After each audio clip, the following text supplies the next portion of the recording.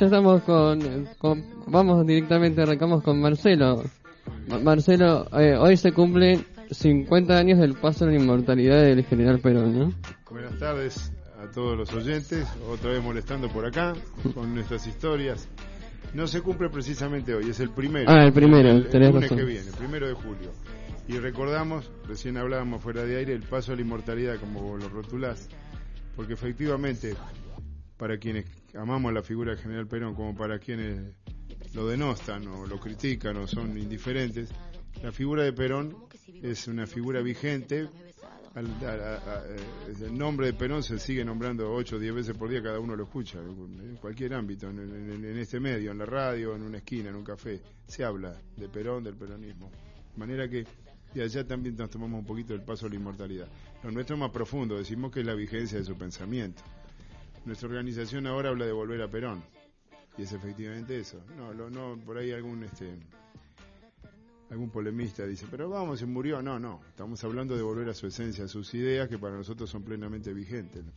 Según Guillermo Moreno, la propuesta política más moderna del mundo, porque las otras dos vigentes son mucho más antiguas y con bastante falencia también. En fin, eso de mi cosecha. Recordar a Perón, aprovecho este espacio luego con mucha emoción, porque, bueno, yo recuerdo, yo era un chico cuando pasó aquel 1 de julio de 1974, cuando al mediodía el país supo del fallecimiento del general Perón, ya estaba muy enfermo, llegó al país después de 18 años de exilio muy enfermo, él era absolutamente consciente de que le quedaba poco tiempo de vida, se lo dice en una charla a Balbín, con quien se habían hecho amigos, habían sido adversarios, enemigos, pasaron a ser adversarios, que es lo ideal en el diálogo entre los hombres en la política, ser adversario, nunca enemigo, adversario, porque si somos enemigos no podemos construir nada, si somos adversarios podemos conversar, tomar un café y conversar y ponernos de acuerdo en lo básico.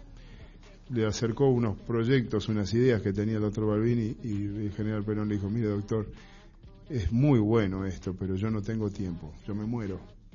Perón decía, nadie conoce mejor a Perón que el doctor Perón, porque el abuelo de Perón había sido médico. Perón tenía una fascinación por la medicina, era un hombre muy inteligente.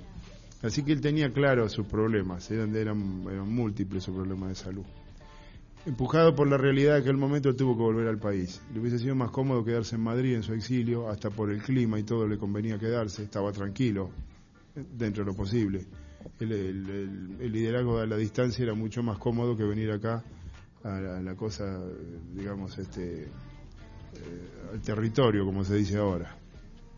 Y en aquella Argentina violenta, ¿no? Donde hasta se lo enfrentó, los sectores radicalizados que lo enfrentaron, todos recordamos lo de la plaza, que hasta todo el mundo, hasta los chicos, saben, los echó, los expulsó, los mandó a reflexionar. Alguien se pone contento, pero sabemos que en este caso, lo digo como al pasar, un día lo vamos a tratar, aquel conflicto en la plaza con los montoneros. El general Perón, cuando salió del balcón, quedó devastado. Eso le afectó terriblemente también su ánimo y su salud, porque era como retar a los hijos, eran jóvenes, pero bueno, la situación apremiaba, había violencia y armas de por medio y el general se moría, y vino para unir a los argentinos, para ser prenda de paz. Todos sus discursos son así. Nosotros los peronistas teníamos la apotegma de para un peronista no hay nada mejor que otro peronista. Él lo cambió al volver, dijo, para un argentino no puede haber nada mejor que otro argentino. De ahí para abajo y para arriba el mensaje fue de unidad, de paz, de concordia entre los argentinos, y aquello de que esto lo arreglamos entre todos no lo arregla nadie. Se lo dijo a todos, llamó a sus adversarios, llamó a sus enemigos, les dio la mano. Y un dato de color chiquitito, ustedes quizás tengan presente, Osvaldo Pugliese, que fue un pianista de tango, una gran figura, que era comunista. Así que cada tanto el primer gobierno, el segundo general, que iba preso, porque había mucha divergencia política, no se podía hablar mucho. Entonces, cuando volvió el general Perón, se hicieron unos cuantos agasajos así con artistas, y él pidió que lo invitaran a Pugliese. Entonces, cuando les daba la mano al saludarlo, lo abrazó y le dijo, perdón por el pasado. Y Pugliese le dijo, del pasado no me acuerdo. Se dio un abrazo. Y la hija contaba que iban en auto el 1 de julio de 74, cuando se anunció la muerte del general Perón por parte de Isabelita, la esposa del general, vicepresidente hasta el momento. Pugliese estacionó y se puso a llorar como un chico. esas cosas pasaron también, porque había un anhelo de unidad y dejar atrás las divisiones que habían sido terribles, muchachos. Lo que hablamos el otro día, el bombardeo del 55, fueron cosas terribles. Hubo mucha sangre en la historia de los argentinos. Y hoy, ahora entrando al estudio, nos enteramos que hay golpe de Estado en Bolivia. Y hablábamos con los chicos que tienen conciencia, se lo digo a los oyentes, que los chicos tienen edad para ser mis hijos, se lamentaron y coincidimos en que lo más triste es que hay siempre sangre inocente que se derrama. No son asuntos políticos administrativos solamente. Que liberan presos, que no lo liberan, que se proclama que el ejército, que los políticos, pero mueren inocentes, que serán olvidados, acuérdense, son moneda de cambio.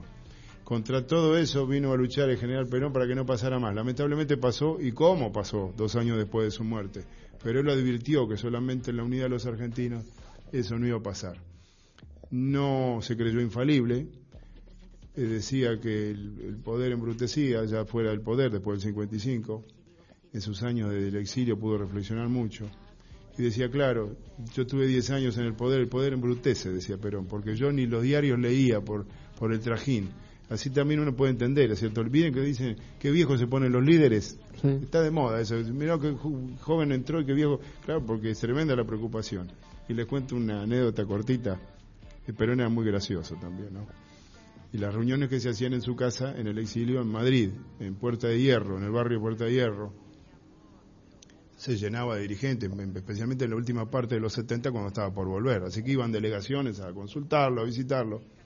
Y en una oportunidad había una tarde un montón de gente en su living y conversando. Entonces se hablaba y Perón dijo, sí, yo cuando me acuerdo, dice, la primera presidencia, no sé en qué tema, ahí me equivoqué, dicen esto, decía Perón, no sé qué tema.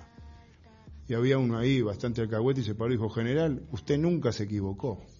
Y Perón dijo, no sea idiota, si no me hubiera equivocado no estaríamos conversando acá.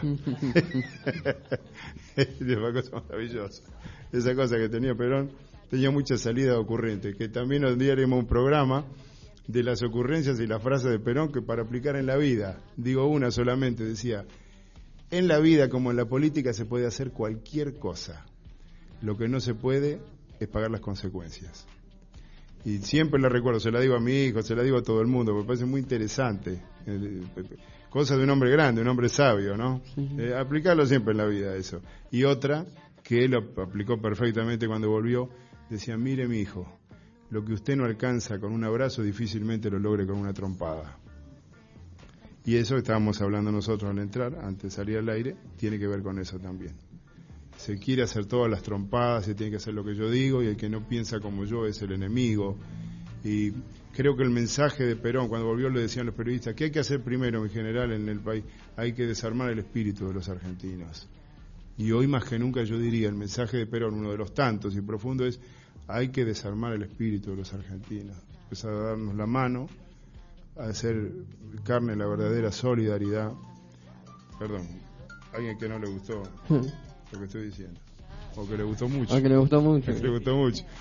Y recuperar los valores que hacen a la patria, a la argentinidad y a la hermandad. Si no nos consideramos una familia, si el dolor del otro no me duele, si no nos duele, como decíamos recién, el que esta noche va a dormir en la calle con este frío, sin tomar nada caliente, sin comer nada caliente, más allá del auxilio que muchas iglesias prestan, organizaciones, que Dios los acompañe y les dé el doble de lo que hacen, porque hay que salir a hacerlo también, ¿eh?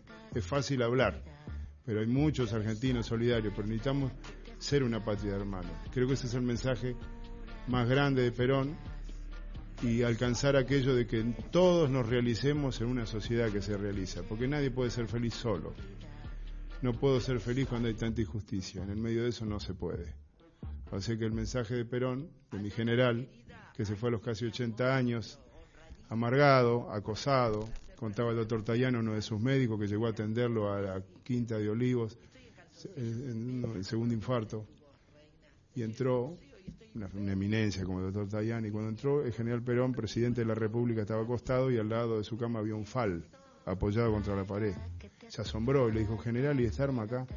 Hijo, me tengo que defender.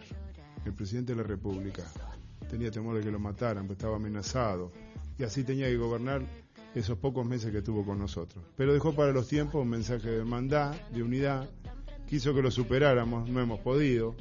Les dejo una estancia, no me hagan un kiosco, decía. Mi general, le tengo que decir que hemos hecho un kiosco. Diría que somos unos cabezones. Pero también nos daría una oportunidad, nuestro viejo, mi general, con el que a su diario yo he servido casi más de 40 años, perdón. Y lo he hecho con todo cariño y sin pedir nada, no como un prócer, porque no soy nada, pero muchísimos, ese testimonio que voy a dar, muchísimos hombres y mujeres argentinos hemos servido a la causa de Perón, porque nos sentimos en deuda con ese hombre que hizo la Argentina moderna, porque antes de Perón el país andaba en alpargatas y sin justicia. Y me despido con una anécdota cortita de Osvaldo Ardizone, un gran periodista que contaba la historia de Juan, que en los años 30 trabajaba en un frigorífico. Creo que la conté cuando iniciamos el ciclo. Y vivían en un conventillo, Juan vivía en un conventillo entre tantos otros trabajadores, y los vecinos tenían presente los gritos de Juan, porque Juan tenía una pierna encangrenada y se ponía un pedazo de carne y se vendaba y salía a las 3, 4 de la mañana rumbo al frigorífico a trabajar y se iba agarrando de las paredes porque tenía que ir igual y si no su familia no comía. Entonces los vecinos de noche escuchaban los gritos de Juan. Pero después vino Perón y trajo la justicia social y ya no pasó más. Y Ardizone decía, conozco bien esa historia porque Juan era mi papá. Bueno, muchachos, no quiero aburrir más. Quiero dejar este homenaje al general Perón y agradecer que ustedes tuvieron paciencia conmigo y a los oyentes, que todavía sé que no han mandado carta para que me eches. Voy a seguir viniendo.